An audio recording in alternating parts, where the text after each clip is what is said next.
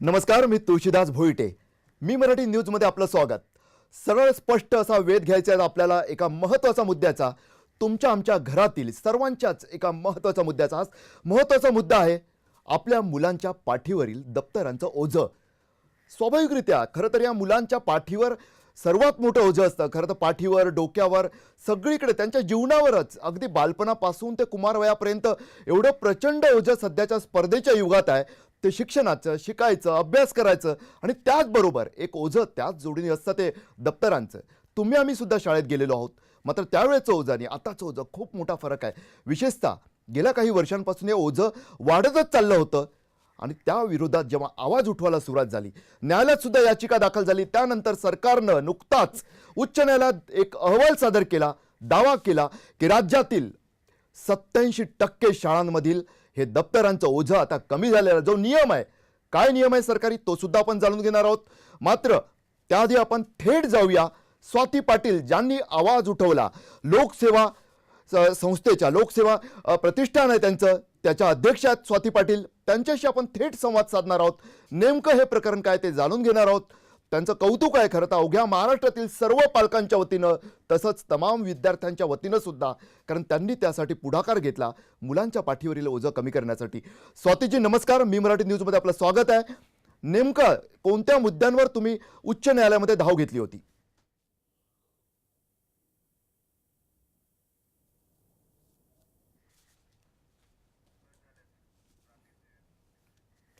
स्वाती पाटील यांच्याशी असलेला संपर्क थोडासा आपला तांत्रिक अडचणीमुळे होऊ शकत नाहीये. आपण एक नजर टाकूया ग्राफिक्सच्या माध्यमातून की नेमकं नियम काय सांगतात.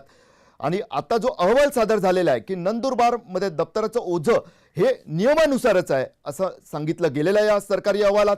हिंगोलीमध्ये सुद्धा 0% ओझं अधिक आहे, म्हणजे नियमानुसारच तिकडचं सुद्धा आहे. रत्नागिरीमध्ये थोडंसं अधिक आहे ते ओझं, नाही तेवढंच आहे जेवढा अहवालात दिलेलं आहे त्यानुसार. कोणत्याही प्रकारात तिकडे सुद्धा जास्त नाही आहे. सिंधुदुर्गमध्ये किंचित जास्त आहे, 0.26 एवढंच ते ओझं जास्त आहे. मुंबईत 90% शाळांनी त्याचं पालन केलेलं आहे असा सरकारचा दावा आहे. अर्थात हा सरकारी दावा आहे, हे आपण लक्षात घेतलं पाहिजे. त्याचबरोबर इतर सुद्धा जर एकंदरीत महाराष्ट्राची आपण आकडेवारी पाहिली, जसं ठाण्यामध्ये 85% शाळांनी याचं पालन केलेलं आहे. राज्याचा जर आपण ओव्हरऑल विचार केला तर 87% शाळा त्याचं पालन करताना दिसत आहे. मात्र नांदेडमध्ये फक्त आणि फक्त 13% शाळा या नियमाचं पालन करताना दिसत आहे आणि अकोल्यात फक्त 56% शाळांनी याचं पालन केलेलं. 2 जिल्हे खूपच माग्यात सरकारी अहवालानुसार. एकंदरीत आपण जर विचार केला तर राज्यातील 87% शाळा या नियमाचं पालन करतात आहे. हा नियम आहे की मुलांचं जे वजन असतं त्याच्या फक्त 10% त्यांच्या पाठीवरील दप्तराचं ओझं असलं पाहिजे. आपल्यासोबत आता स्वाती पाटील आहेत.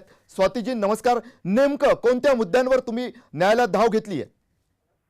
न्यायालयामध्ये धाव घेतली आहे तर लहान मुलांचं जे दप्तराचं वजन आहे हे अनेक वर्षापासून वाढत चाललं होतं आणि सरकारने 2006 ला कायदा काढल्यानंतर सुद्धा त्याची अंमलबजावणी झाली नव्हती. या 2006 ची अंमलबजावणी व्हावी, त्याचप्रमाणे अनेक सूचना देऊन आपण या दप्तराचं वजन लवकरात लवकर कमी व्हावं यासाठी आपण सरकारला विचारणा केली होती. त्यावर सरकारने दुर्लक्ष केल्यामुळे आपल्याला नाईलाजाने कोर्टामध्ये जावं लागलं. स्वाती, तुम्ही आता खुश असाल, काल जो सरकारी अहवाल सादर झालेला आहे त्यानुसार 87% शाळांमधील विद्यार्थ्यांच्या पाठीवरचं ओझं हे कमी झालेलं असा सरकारचा दावा आहे. नाही, मुलीसने हा दावा पूर्णपणे हा फोल आहे दावा.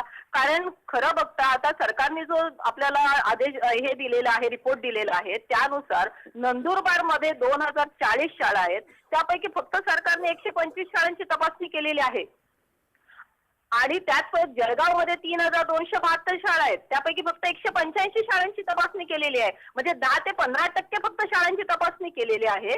यावरून सरकार असं कसं बोलू शकतं की 87% दप्तराचं वजन कमी झालेलं आहे? एकंदरीतच तुम्हाला तुमचा लढा असाच सुरू ठेवावा लागणार आहे. लोकसेवा सामाजिक प्रतिष्ठानचे अध्यक्ष असणारे स्वाती पाटील हा लढा सातत्यानं देतात आहेत. त्यांच्या लढ्यात मी मराठी न्यूजची सुद्धा त्यांना साथ राहील. थोडंसं स्वातीची तुम्हाला थांबवतो, आपण स्टुडिओत येऊया. आपल्यासोबत भारतीय जनता पक्षाचे प्रवक्ते निरंजन शेट्टी आपल्यासोबत आहेत. काँग्रेसचे प्रवक्ते डॉक्टर राजीव वाघमारे आहेत. त्याचबरोबर शिक्षक चळवळीत सातत्यानं सक्रिय असतात. त्याचबरोबर शिक्षण क्षेत्रातील समस्यांचा केवळ शिक्षकांच्या नजरेतून नव्हे, केवळ पगारवाढीसाठी नव्हे, तर विद्यार्थ्यांच्या हिताचा विचार करून सुद्धा सातत्याने मागोवा घेणार, त्यासाठी सक्रिय असणारे प्राध्यापक उदय नरे सुद्धा आपल्या सोबत आहेत आणि त्याचबरोबर एक महत्त्वाचा, सर्वात महत्त्वाचा मी त्याला म्हणेल असा आपला एक या कार्यक्रमात सहभागी झालेला हा छोटासा एक मुलगा, एक विद्यार्थी, कारण खरं तर या विद्यार्थ्यांसाठीच हा आपला कार्यक्रम आहे. त्यामुळेच आदित्य कबाडे या 8वीतल्या विद्यार्थ्याला आपण सोबत आपल्या बसवलेल्या स्टुडिओत, आणि तो सुद्धा नेमकं काय ओझं आहे, कमी झालंय का, आणि कमी झालं तर खरोखरच ते किती कमी झालंय, सरकार म्हणतंय तसं झालंय का, यावर तो स्वतः बोलेल. मी सर्वप्रथम आदित्यकडे जातो. आदित्य, नेमकं काय झालंय? दप्तराविषयी तुमचं काय मुलांचं मत आहे? दप्तराविषयी मत आहे की बॅग असते ती एकदम जड आहे, कारण त्यामध्ये असलेलं ओझंही खूप आहे.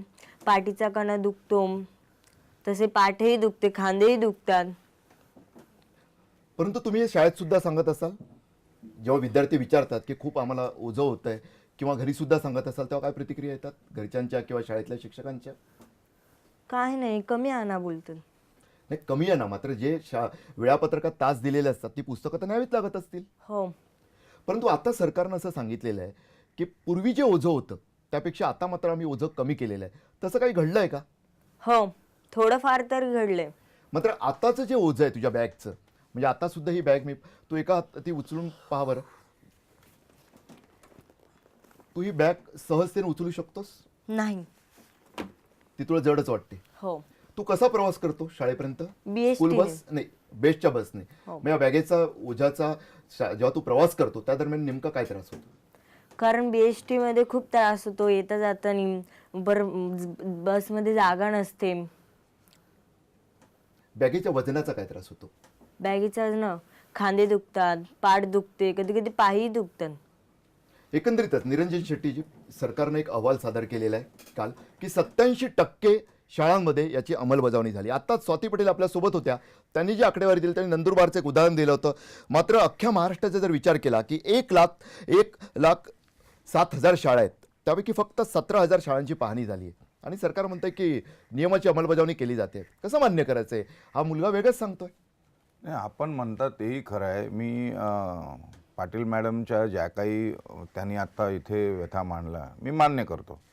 आता एक प्रवास चालू आहे. खरं तर त्यांनी ज्या वेळेला ती काही जनहित याचिका दाखल केली त्यावेळेपासून जो आत्ताचा जो प्रवास आहे, त्यामुळे ह्या मुलांनी सांगितलं वस्तुस्थिती आहे, ह्याला आम्ही नाकारत नाही, परंतु वेळ लागेल.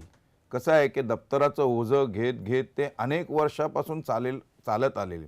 परंतु आता सरकारने काय केलं आहे, तर सरकारने फक्त ओझं कमी करण्याचा प्रयत्न नाही केला, परंतु त्यामध्ये जे काही आपण म्हणालात त्याप्रमाणे प्रत्येक एका आपण वहीचं जरी वजन मापलं तरी त्याचं वजन एक 100 ते 200 ग्रॅमच्या आसपास येतं. त्या अनुषंगाने आपण सांगितल्याप्रमाणे 10% त्या जे विद्यार्थी आहेत त्यांच्या अनुषंगाने ते वजन असणं गरजेचं आहे. निश्चितच त्यासाठी उपाययोजना काय करता येतील. त्यामुळे माननीय आमचे शिक्षण मंत्र्यांनी अनेक अशा चर्चाच्या माध्यमातून, एक नवीन संकल्पनाच्या माध्यमातून, जर का आपण विज्ञान आहे, इतिहास आहे किंवा एन्व्हायरमेंट सायन्स आहे, असा हा जो आहे तो सायन्सचं एकच पुस्तक असं काही करता येईल का? तर 4 पुस्तकाच्या ऐवजी आपण 1 पुस्तक असं करून त्या ज्या याच्यामध्ये कमी वजन होईल आणि जेणेकरून त्याचा प्रभाव त्या ओझावरती जो आत्ता दप्तराचा ओझ आहे, अशी एक प्रक्रिया चालू आहे, ऑलमोस्ट किंबहुना चालू झालेली आहे. तर ह्या 4ही सब्जेक्टसाठी 1 सब्जेक्टमध्ये एकाच पुस्तकामध्ये त्याची अंतर्भूत करणं, आणि त्यामुळे तो जो ओझा आहे मग पुन्हा एकाच याच्यामध्ये मग ती जी वही आहे त्याच्यामध्ये नोंद करणं.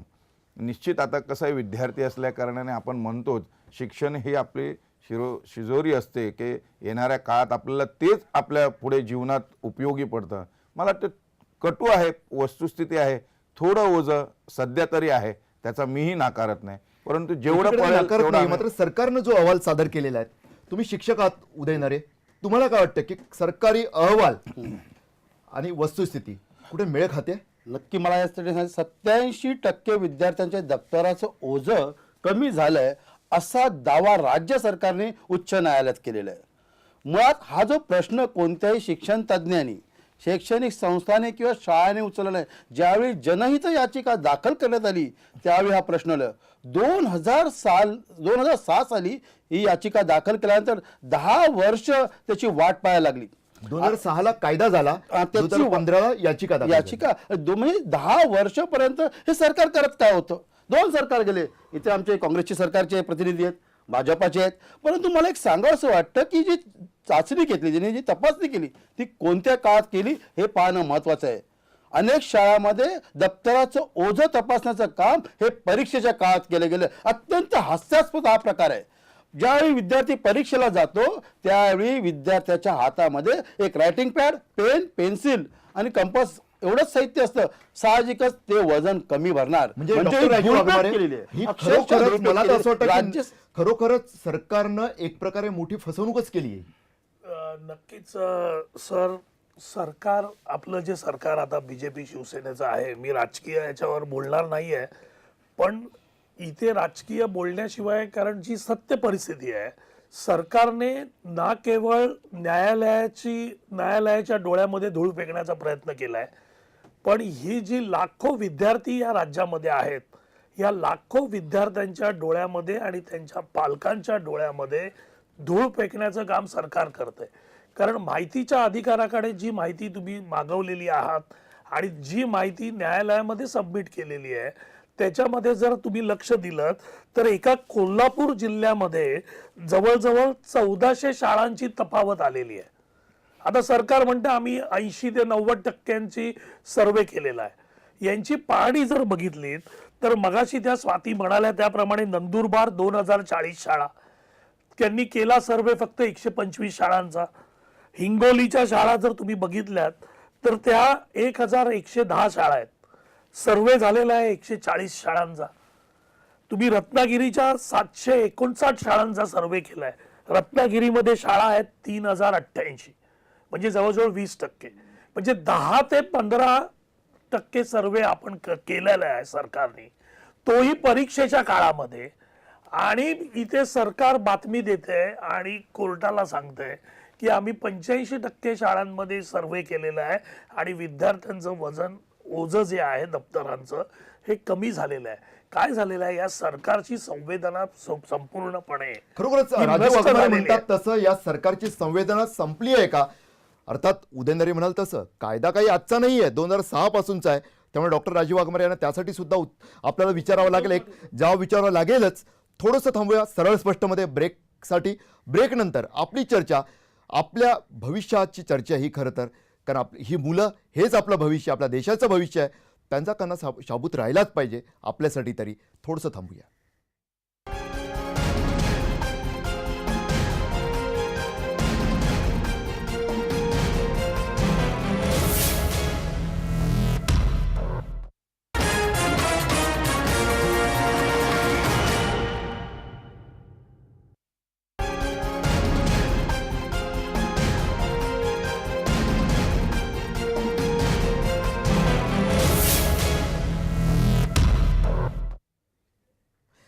पुन्हा एकदा आपण सरळ स्पष्टमध्ये याच विषयावर चर्चा करतोय. आपलं भविष्यच एक प्रकारे धोक्यात असतं जेव्हा या छोट्या मुलांच्या पाठीवरचं ओझं कमी करण्याच्या ऐवजी अहवाल असे सादर होतात. सरकारी वस्तुस्थिती हा शब्द मांडतोय मी, कारण स्वाती पाटील लोकसेवा सामाजिक प्रतिष्ठानचे जे अध्यक्ष आहेत त्यांनी जी याचिका दाखल केली आहे त्यांनी तर सरळ स्पष्ट शब्दात आता मत मांडलं की धुळफेक आहे हा अहवाल. म्हणजे डॉक्टर राजीव वाघमारे सुद्धा बोललेत, कारण शेवटी हा मुद्दा आपल्यासाठी सर्वांसाठी महत्त्वाचा आहे, तुमच्या आमच्या सर्वांच्याच घरासाठी महत्त्वाचा असा हा मुद्दा आहे. डॉक्टर अमोल अन्नदाते आपल्यासोबत आहेत थेट औरंगाबादेतून.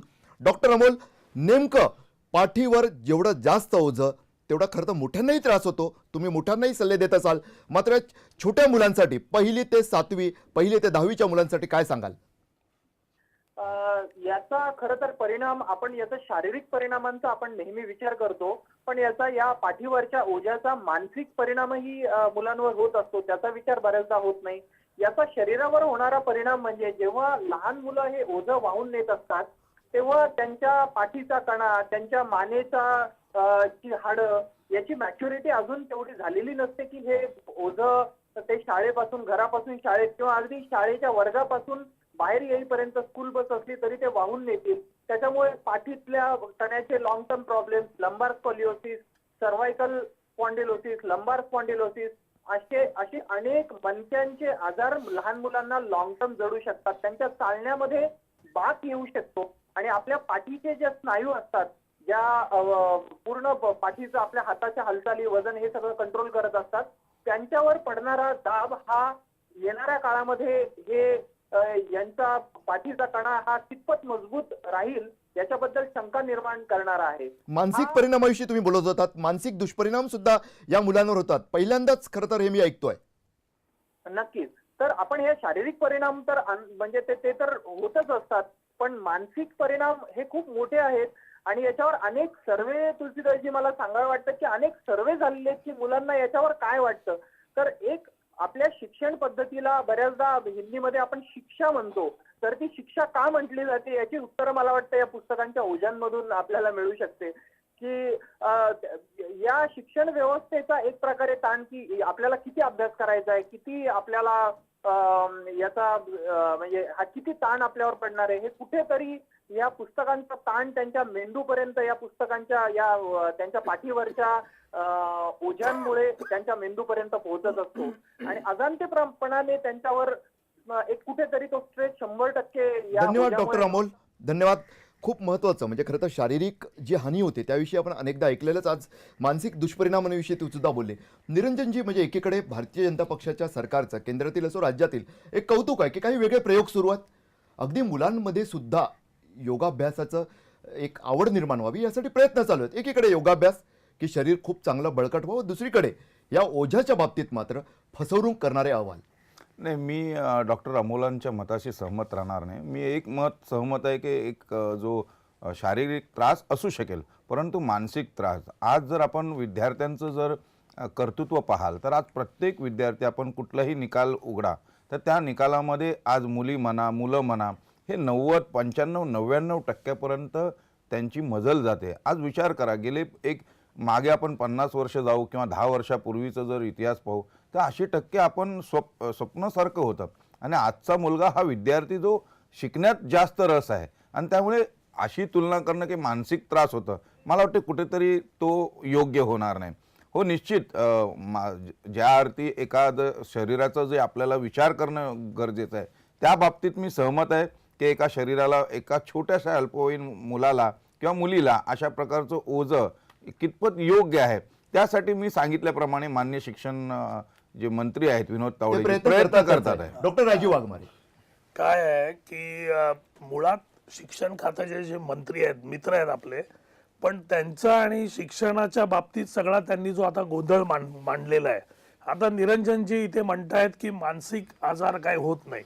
काय आहे की ज्यावेळी मुलं एवढं मोठं ओझं आपल्या पाठीवर घेतात, त्या ओझ्याच्या खाली जेव्हा दबलेले असतात की आता हे एवढं ओझं माझ्या मागे आहे, याच्यातल्या कुठच्या गोष्टी मला बाहेर काढायच्या आहेत, कुठच्या गोष्टीचा अभ्यास करायचा आहे, याचा सायकोलॉजिकल इफेक्ट ज्यावेळी तुम्ही बघता डोळ्यांनी, त्याचा सायकोलॉजिकल इफेक्ट तुमच्या बॉडीला जाणवतो आणि त्याचा ताण जो आहे हा मुलांवर पडतोच. त्याच्यामुळे जसे शारीरिक आजार आपण बघितले, जनरल ऑफ पीडियाट्रिशियननी आता एक पेपर सबमिट केलेला हल्लीच, त्याच्यामध्ये त्यांनी सांगितलं की जवळजवळ 30% मुलांना या दप्तरांच्या ओझ्यामुळे बॅकपेन, त्यांचं स्केलेटलचं जे पूर्ण पोस्चर आहे, म्हणजे मुलाची उभी राहण्याची किंवा चालण्याची, बसण्याची जी पोझिशन आहे, त्या पूर्ण पोझिशन जी आहे ती त्याला पूर्णपणे बदल होतो त्याच्यामध्ये. आणि सेम अहवाल इंडियन मेडिकल असोसिएशननी पण प्रसिद्ध केला आणि त्यांनी पण त्याच्यामध्ये त्याच गोष्टी सांगितलेल्या आहेत. प्रश्न असा आहे की या गोष्टीकडे मी मगाशीच सांगितलं, सरकारची संवेदनशीलता नाही आहे. आत्ताच शेट्टी काय म्हणाले की बाबा मानसिक आजार काय नाही, शारीरिक आजारला. अहो, आजार आहेत. जशी ती मुलं काय फक्त काँग्रेसची नक्कीच नाही, मानसिक त्रास ती आहेच. मुलं मला एक सगळ्या पक्षाची मला नाही. एक 10 सेकंड घेतो त्याच्यावरती. नरे सर, मी एक अर्धा सेकंड त्याचे जास्त. मी डॉक्टर राजू वाघमारेच्या पुन्हा त्या मताशी मी सहमत होतो. त्यांचं म्हणणं असं आहे की पेडियाट्रिशियनच्या याच्या जनरल मध्ये उल्लेख झाला, पण ज्या वेळेला आपण अशा प्रकारचे मानसिक त्रास होत नाही असा तुमचा दावा आहे. ऐका ना, ज्या वेळेला आपण म्हणतोय तर ती जे रिसर्च आहे ते गेल्या कालखंडात जे ज्यांना अनुभव आला, तर तुमच्या कालखंडात ज्या झाल्या होत्या त्या आमच्या कालखंडात होणार नाही, त्याची दखल घेऊ ना आम्ही. उदयनराजे, तुम्ही स्वतः शिक्षक आहात, तुम्ही त्या पालक सुद्धा, तुम्ही काय अनुभवता शाळेमध्ये? मला असं वाटतं जो अहवाल आहे ना, कोणाचं तरी वजन कमी वाढवण्यासाठी हा वजन कमी करण्याचा दावा केलेला आहे. यासाठी कोणाचं वजन वाढतंय हे आमचे निरंजन सर सांगू शकतात, शेट्टी सर सांगू शकतात. म्हणजे हा जो अहवाल आहे हा केवळ विद्यार्थ्यांचा मानसिक ओझं आहे, केवळ शारीरिक ओझं नाही आहे.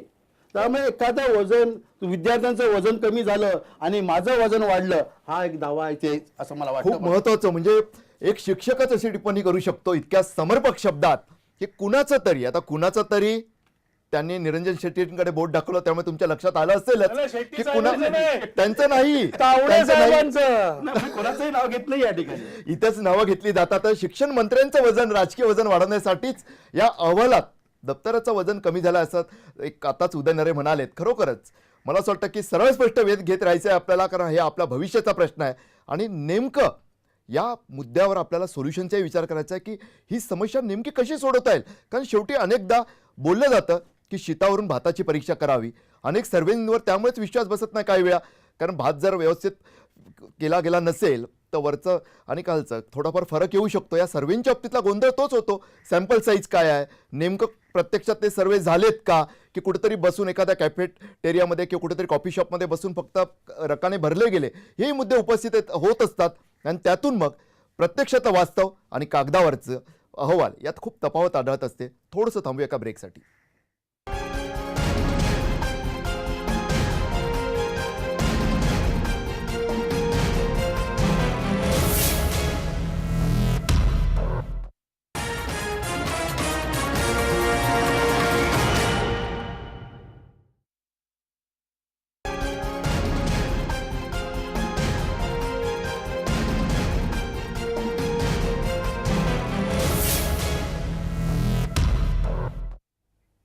सरळ स्पष्ट वेध घेतो आहोत आपण आपल्या मुलांच्या पाठीवरील ओझ्याचा, दप्तरांच्या ओझ्याचा.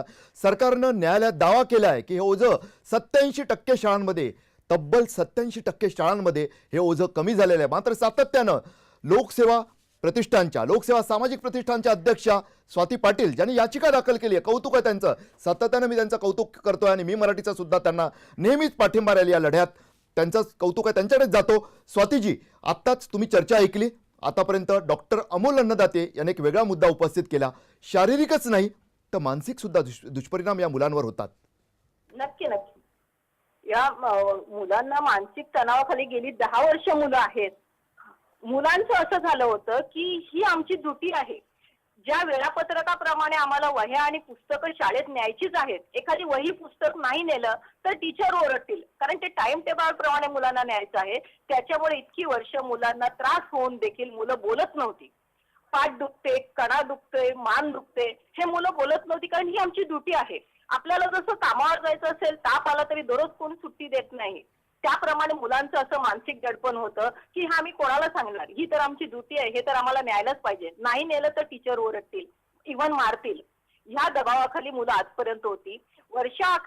एक वर्ष अगोदर ही ज्यावेळी याचिका दाखल केली, मी कौतुक करते की प्रेस मीडिया, प्रिंट मीडिया दोन्हीही खूप चांगली जनजागृती केली. मुलांना समजायला लागलं. त्यावेळी मुलं आता कुठे जेमतेम बोलायला लागलेत की आमचं दुखते कुठेतरी. नक्कीच त्याच्यामुळे कुठेतरी डॉक्टरांचं जे माध्यमांचा म्हणणं सुद्धा या आहे- लढ्यात तुम्हाला साथ राहिलेलीच आहे. आपल्यासोबत आणखी एक महत्वाची व्यक्ती आज या कार्यक्रमात सहभागी झालेली आहे. संधी गायकवाड, 4थीतली विद्यार्थिनी आहे. संधी, नेमकं सांग मला की हे दप्तर तू रोज शाळेत नेते, हा. त्रास होतो? हो. काय नेमका त्रास होतो? पाठीत दुखतं, मान दुखते. मान दुखते तुझी? हा. तू सांगते पप्पांना? हा, सांगते. मग काय बोलतात? काय नाही. आणि शाळेमध्ये सांगते? शाळेत नाही सांगत तू की एवढं ओझं आहे माझ्या पाठीवर? का बरं? टीचर ओरडतात. ओ, हे तू दप्तर जे आणलेलं आहे हे आज तर मला हलकं वाटतंय, पण खूपच हलकं वाटतंय. एक्झाम आहे. हा, एक्झाम आहे ना. एक्झाम आहे सध्या, त्यामुळे आत्ताच म्हणजे खरं तर उदयनरे यांनी जो मुद्दा मगाशी मांडलेला तोच या मुलीच्या दप्तरातून, म्हणजे कुठे काही वेळा पहा ठरवावं लागत नाही. आज या मुलीनं जे दप्तर घेऊन आलेली आहे, या दप्तरातून हेच सिद्ध झालं जे उदयनरे मगाशी बोललेत. एक शिक्षक, अनेक वेळा एक श्रद्धा आजही असते आपली की गुरु आहे आणि गुरु खोटं बोलत नसतो. मगाशी त्यांनी दावा केला होता की सरकारी अहवाला धुळपे काय, कारण परीक्षेच्या काळात अनेक शाळांमध्ये अशा प्रकारचे सर्वे झालेत आणि परीक्षेच्या काळात या मुलांचं पहा ना, मी आता एका बोटानं सुद्धा हे उचलू शकतोय. नाही तर प्रामाणिकपणे सांगतो, मी माझ्या 9वीतल्या मुलीचं परीचं दप्तर मला सुद्धा उचलणं जड जातं. अनेक प्रकारचा कुठेतरी त्याला इगो म्हटलं तरी चालेल या टीनेजर मुलांचा डेव्हलप झालेला असतो की ती मुलं दप्तर आपल्या पालकांना उचलू सुद्धा देत नसतात. आज मात्र या संधीच्या दप्तरानं सिद्ध केलेलं की उदयनरे आत्ताच जे बोललेत ते उदयनरे म्हणजे तुम्ही खरोखर तुमचं कौतुक आहे. मुळात म्हणजे आमच्या शिक्षण मंत्री महोदयांनी स्वतः तपासणी केली पार्ल्या शाळेमध्ये जाऊन, आणि त्यानंतर फार मोठा प्रभाव पडला की मुलांचं दप्तराचं ओझं हे कमी झालं पाहिजे, आणि ही काळाची गरज आहे. कारण ना ते ओझं कमी तर मणक्याला त्रास होईल, मणक्याला तर शारीरिक मानसिक सुद्धा त्रास होतो, आणि त्यासाठी काही उपाय आहेत, ते उपाय सुद्धा केले पाहिजेत. फक्त ओझं कमी करा आणि ओझं कमी केलं दाखवण्यासाठी खोटे अहवाल दिलेले आहेत, त्याचं आम्हाला मात्र खरं उदयनरे एक मुद्दा लक्षात घ्या, म्हणजे चीड आली. मी अपेक्षा ठेवतो की जो शिक्षक वर्ग पाहतोय तो कुठेही नकारात्मक दृष्टीने या चर्चेकडे पाहणार नाही. एक जे सातत्यानं येत आहे, अहो हे सर्व ठीक आहे, हो सरकारी नियम, सरकार काय करतंय, अहवाल काय सादर करतंय, मात्र आपली मुलं, आपल्या मुलांच्या पाठीवरचं दप्तराचं ओझं कमी करणं खरोखर शिक्षकांनाही शक्य नव्हतं. महत्वाचा मुद्दा आहे. सहज शिक्षा आहे. आणि एक भीती असते मुलांच्या मनात, आदरयुक्त भीती असते. मी असं म्हणणार नाही की सर्व शिक्षक मारहाण करतात किंवा वाईट वागतात, उलट आजकाल शिक्षक नियमच सुद्धा आहे. मुलांना घाबरतात, हे मला मान्य आहे. कारण तरी नियम सुद्धा- तसे आहेत. तरी सुद्धा एक ही जी भीती आहे, ही भीती दूर करणं शक्य नव्हतं. सहज शक्य आहे. विद्यार्थ्यांचं ओझं कमी करणं हे शिक्षकाच्या हातामध्ये आहे. कारण विद्यार्थी हे कधी कधी पालकांपेक्षा जास्त आमच्याकडे असतात. सकाळी 9 वाजल्यापासून 3 वाजेपर्यंत विद्यार्थी आमच्याकडे असतो. त्याचं ओझं काय आहे आम्हाला माहिती आहे. केवळ त्याचं दप्तराचं ओझं नाही, त्याचं शारीरिक ओझं, मानसिक ओझं, याचा अभ्यास हा शिक्षक जो असतो हा पालक सुद्धा असतो. म्हणजे त्या शिक्षकाला मानसशास्त्रीय अभ्यास केलेला असतो त्या विद्यार्थ्यांचा. त्या विद्यार्थ्यांची किती पुस्तकं आहेत विद्यार्थी शिक्षकाला माहिती आहे, त्याने वेळापत्रक पाहिलेलं आहे. आम्ही काय केलं, एका वर्गामध्ये 50 मुलं आहेत, मग आम्ही काय केलं, 50 मुलांमध्ये 25 मुलांना एक पुस्तक आणायचं, आपसामध्ये ते पुस्तक वाटून घ्यायचं. मराठी, हिंदी, इंग्रजी या भाषा विषय आहेत, त्यासाठी निबंधाची वही, गृहपाठ अशी जे आहेत ते एकच 100 पानामध्ये करून टाका. म्हणजे आपोआपच विद्यार्थ्यांचं काम सुद्धा होतं आणि होतं. आणि आता स्मार्ट बोर्ड आले, शाळा परत एकदम प्रगत झालेल्या आहेत. स्मार्ट बोर्डचा वापर केल्यानंतर ते विद्यार्थ्यांचं ओझं कमी होणार. आणि शाळेमध्ये जो विद्यार्थी येतो, प्रत्येक शाळेमध्ये पाण्याची व्यवस्था आहे, तर पाण्याची बाटली एमटी खाली घेऊन रिकामी घेऊन येईल आणि ते पाणी शाळेमध्ये भरावं, ते ओझं कमी होईल. जेवणाचा डबा जो आहे, अनेक शाळांमध्ये अनेक शाळेत भोजन पुरवलं जातं, मध्यान्ह भोजन असतं, शाळेमध्ये भोजन, ते कमी होईल. दुसरी गोष्ट या ठिकाणी मी स्पष्टपणे सांगू इच्छितो, अनेकदा दोन्ही, मी पालकांना दोष देत नाही, आजचे आई आणि वडील दोघेही नोकरी करतात, त्यामुळे मुलगा सकाळी शाळेत जातो त्यावेळी त्याच्यावर खेळाचं साहित्य, शाळेतून गेल्यानंतर क्लासचं साहित्य, म्हणजे शाळेचं ओझं कमी आहे, परंतु त्याबरोबर क्रिकेटची बॅट, बॉल, स्टंप, त्यानंतर ट्युशनचं आहे, आणि मग सकाळी खाऊन गेला, दुपारची काय, तो दुपारची न्याहारी, संध्याकाळची न्याहारी, आणि असं पाहिलं तर शाळेचं वजन जे आहे जे 10% ते 8%च आहे, आणि बाकी वजन आहे 30%.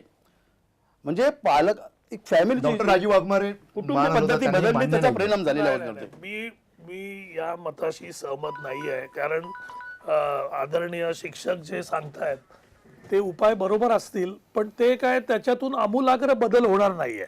म्हणजे ही मलमपट्टी झाली. आपण ज्या पद्धतीने बोलतोय, मेन जे उपाय आहेत ते शिक्षकांनी, शाळांनी आणि शिक्षण खात्यांनी करणं गरजेचं आहे. जर सगळी पुस्तकं, जर तुम्ही स्मार्ट बोर्ड किंवा स्क्रीनवर सगळी पुस्तकं तुम्ही घेऊन आलात, तर मुलांना पुस्तकं आणण्याची गरज भासणार नाही. एक वही घेऊन मुलगा येऊ शकतो, त्याच्यामध्ये सगळ्या गोष्टी लिहू शकतात, आणि ती पुस्तकं जी असतात ती स्क्रीनवर दाखवून तुम्ही त्या पद्धतीने, आपण एका बाजूला बोलतोय की आम्ही डिजिटल युगामध्ये जातोय, जे टॅब आपण BMCनी आता दिलेले आहेत, ते टॅब अर्ध्यापेक्षा जास्त टॅब हे सगळे बोगस निघालेले टॅबवरती न बोललेलं आहेत. त्या बरं. टॅबवर तर काय, म्हणजे त्याच्यामध्ये त्यांनी सांगितलेलं की आम्ही पूर्णपणे अभ्यासक्रम भरतो, तर तो अभ्यासक्रम पण नाही आहे, ते टॅब पण काम करत नाही आहेत. त्याच्यामुळे या सगळ्या पैसे खाणारे उपाय करण्यापेक्षा आमूलाग्र बदल जर तुम्हाला करायचा असेल, तर शाळेचं जे पुस्तक आहे ते तुम्ही स्क्रीनवर दाखवा. एकात दुसरी वही घेऊन तो मुलगा शाळेत येईल आणि त्याच्यामध्ये तो पूर्ण ते लिखाण करेल, आणि तो घरी गेल्यावर ती पुस्तकं वाचू शकतो, शाळेमध्ये स्क्रीनवर ते पुस्तक बघू शकतो. पण हे बदल करण्यासाठी इच्छाशक्ती लागते, आणि ती इच्छाशक्ती सरकार आणि शाळा या दोघांनी दाखवणं गरजेचं आहे. ज्या गरजा आहेत आता मुलांच्या, ट्युशन आहे, डबा आहे, या शेवटी तुम्हाला कराव्याच लागणार, कारण तो परिस्थितीचा अपरिहार्य भाग आहे. पण जर म्हणजे महत्वाचा मुद्दा हाच आहे आमूल की अग्रबदल जर इच्छाशक्ती, तुम्ही राजकीय केला इच्छाशक्ती, त्याचबरोबर शिक्षकांची सुद्धा इच्छाशक्ती, या दोन्ही इच्छाशक्तींची जर खरोखरच साथ मिळाली तर मला असं वाटतं, कोणाला नाही वाटत हो की मुलांच्या पाठीवरचं ओझं कमी व्हावं दप्तराचं, प्रत्येकाला वाटतं, प्रत्येकजण तेच बोलतो. म्हणजे शिक्षण मंत्र्यांच्या बाबतीत बाकी किती काही टीका होत असेल तरी आता उदयनरे म्हणाल तसं स्वतः पार्ल्याच्या शाळेत जाऊन त्यांनी स्वतः तपासणी केली होती. त्यानंतर प्रत्येक शाळेला त्याची गंभीरता लक्षात आली. म्हणजे पाहिजे आहे प्रत्येकालाच, मात्र एक दिखाऊपणा कुठेतरी नडतो. आणि सर्वात मोठं इच्छाशक्तीचं घोडं नेमकं कुठे अडतं त्यावर सुद्धा आपल्याला सरळ स्पष्ट वेध घ्यायचा आहे, थोडंसं एका ब्रेकनंतर.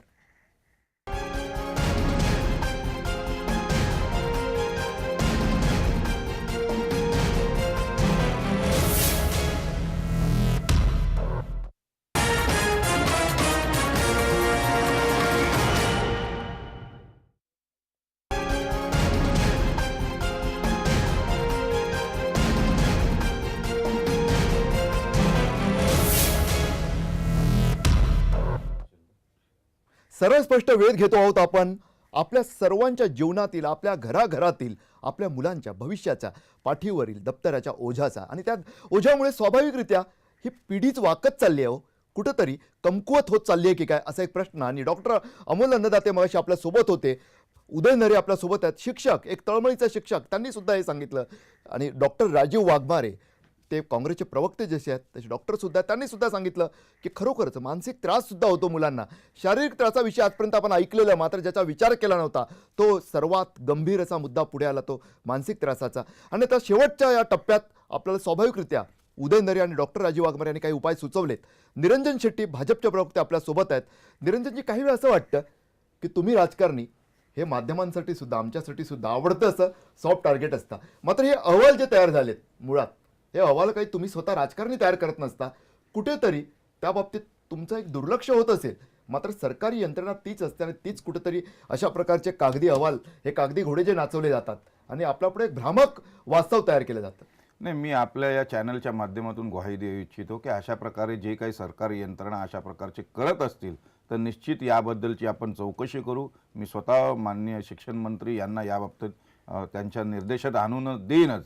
परंतु जर आपण लक्षात घ्याल तर याच्यामध्ये त्या खंडपीठाच्या यांनीच निरीक्षण केलेलं आहे आणि त्यांच्या निरीक्षणामध्ये हा अहवाल योग्य आहे आणि समाधानकारक असं त्यांनी उल्लेख केलेला आहे. नाही, ज्या आकडेवारी सादर केली गेली आहे, लक्षात चुकीचं घ्या. आहे. अहवाल आतापर्यंत किती तुलसीराजी, चौकशी- एक मिनिट. चुकीचं आहे ना नाही, येऊ अहवाल. द्या ना. मी तुलसीराजजींचा जो विषय आहे, मी म्हटलं की तुम्ही जो मांडलाय ते वस्तुस्थिती आहे. सरकार कुठलेही आल्यानंतर अशा प्रकारचे सरकार दरबारी जे कर्मचारी असतात अशा प्रकारचे खोटे आकडे देण्यात लोकांना कल्पना आहे की चांगले मतदार असतात. नाही, गंभीर परंतु- मुद्दा बघा. उदय परंतु- नरे यांनी जो मुद्दा नाही, मांडला, नाही, नरे साहेबांचा- परीक्षेच्या नरे काळात साहेबांचा- तपासणी करणं. चौकशी अहो, अहवाल त्यामुळे म्हणजे या काय? बॅग मध्ये आता मी म्हणजे तुम्हाला पुन्हा एकदा दाखवतो, एका बोटाने मी बॅग उचलू शकतो. अशा प्रकारे ही तर फसवणूक आहे ना की या परीक्षेच्या काळात तुलसीराजी, या त्यामुळे मुलांची मी ते तपासणी नाकारत करणं. नाही. परंतु ह्या दोघांनी, या सन्मान्य दोन्ही व्यक्तींनी उल्लेख करताना, उपाययोजना करताना त्याचा सोबत एक उल्लेख केला. नरेजींचा मी विषय सांगतो. नरेजींनी सांगितलं की निश्चित ज्या वेळेला तो बॅग घेऊन जातो, जे दप्तर घेऊन जातो, त्यावेळेला त्याचे अनेक बाकीचे साहित्य असतात. मग त्याची न्याहारी असेल, मग खेळाचे साहित्य असेल, आणि त्यावेळेला बोलताना तेही म्हणाले की खरं तर तो ओझं कमी असतो. त्यामुळे असंही असतं की ज्या वेळेला आपण ज्या वेळेला दाखवतो त्यावेळेला अशा प्रकारचं ओझं दिसतं. दुसरं डॉक्टर वाघमारे साहेबांच्या विषयावरती येतो. त्यांनी एक उपाययोजना सुचवली. माझा एकच प्रश्न डॉक्टर वाघमारेंना आहे, अहो एवढे वर्ष आपण राज्य केला, ह्या ज्या सूचना उपाययोजना आहे आपण काय करू शकला निरंजनजी, नाही? मला असं वाटतं ना, आता माझं भाजप हे म्हणणं असं सोडावं. आहे. नाही, नाही, मला असं वाटतं प्रामाणिकपणे, नाही, हा प्रामाणिकपणे हा आपल्या आहे. मुलांचा प्रश्न आहे. नाही, मी सातत्याने म्हणून त्यांनी 15 वर्षात तुलसीराजी, काही- आता काही- व्हर्च्युअल नाही, तुलसीराजी स्पष्ट आहे का? अहो, त्यांनी मी आता 15 वर्षात काही नाही केलं. व्हर्च्युअल सोडून देऊया ना. व्हर्च्युअल लर्निंग कडे आपण येतो आहोत. आपण जी काही संकल्पना जी मांडली, एक मिनिट डॉक्टर साहेब, माझं म्हणणं एवढंच आहे, आपण व्हर्च्युअल क्लास टीचिंग नवीन संकल्पना मांडतोय, त्या भूमिकेकडे आपण चाललोय. वेळ लागेल निश्चितच, पण निश्चित येणाऱ्या काळात ज्या ज्या वेळेला 3 वर्षानंतर होईल का ना, पण त्यावेळेला तो निश्चित बदल, अमुग्र बदल आपल्याला दिसेल. डॉक्टर राजीव वाघमारेंनी एकदम आज्ञाधारक विद्यार्थ्यांना बोटवर केलेलं, आपण त्यांनाच बोलू दिलं पाहिजे. नाही, कसं आहे की बीजेपीचा मी संवेदनहीन पक्ष आहे हे नेहमी का सांगतो, कारण जे घडतंय, जो अहवाल आता यांनी खोटा अहवाल सबमिट केलाय, या सरकारने खोटं सगळं जनतेसमोर घेऊन आलेले आहेत, कोर्टासमोर खोटं घेऊन आलेले आहेत. मी मगाशीच सांगितलं की या विद्यार्थ्यांच्या डोळ्यात आणि त्यांच्या पालकांच्या डोळ्यात लाखो विद्यार्थ्यांच्या तुमचं बीजेपी शिवसेना सरकार धूळ फेकण्याचं काम करतंय. आज त्यांचं वजन कमी करायचं आहे, त्याच्यासाठी तावडे साहेबांचं वजन कसं वाढेल अशा पद्धतीचे अहवाल जर तुम्ही सबमिट करत असाल तर या महाराष्ट्र राज्याचं काय होणार आहे पुढे? प्रश्न कसा आहे, प्रश्न जो आहे तो उपाय त्या पद्धतीने करणं गरजेचं आहे. पूर्णपणे शिक्षण खात्याचं गेल्या 2 वर्षात आणि हे उपाय नेमके कसे करता येतील? स्वाती पाटील, त्यांनी तुम्ही पूर्ण सातत्याने गोंधळच लढा केलेला देताय. आहे. खरं तर मला सर्वात वारंवार मी तुमचं कौतुक त्यासाठीच करतोय. तुम्हीच सांगा नेमके उपाय काय असले पाहिजेत?